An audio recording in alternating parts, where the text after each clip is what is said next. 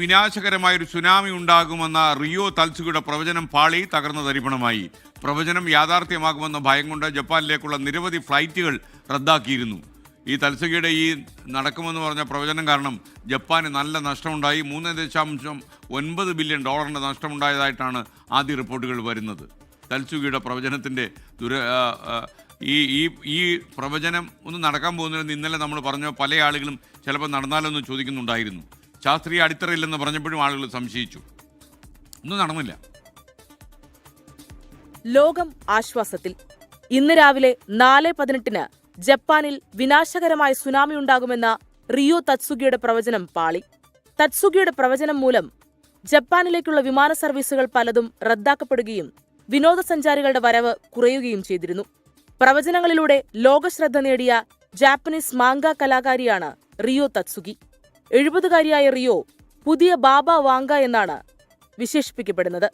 താൻ കണ്ട സ്വപ്നങ്ങളെ അടിസ്ഥാനമാക്കി രചിച്ച ജാപ്പനീസ് മാംഗ അഥവാ ഗ്രാഫിക് ഇല്ലുസ്ട്രേറ്റഡ് പുസ്തകങ്ങളിലൂടെയാണ് റിയോ പ്രശസ്തിയായത്. 1975 മാംഗ കലാകാരിയായി അരങ്ങേറ്റം കുറിച്ച റിയോ തത്സുഗി 1980 മുതലാണ് പ്രവചനാത്മകമായ സ്വപ്നങ്ങൾ കണ്ടു തുടങ്ങിയത്.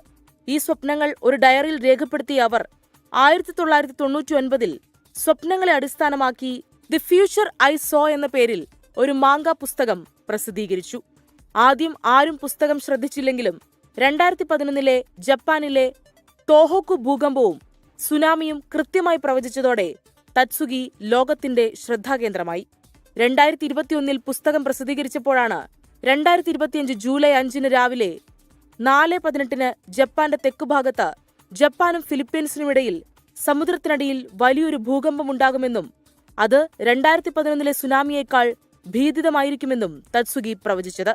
പ്രവചനം യാഥാർത്ഥ്യമാകുമെന്ന ഭയം മൂലം യാത്രക്കാർ പിന്മാറിയതിനാൽ പല വിമാന സർവീസുകളും റദ്ദാക്കപ്പെട്ടു.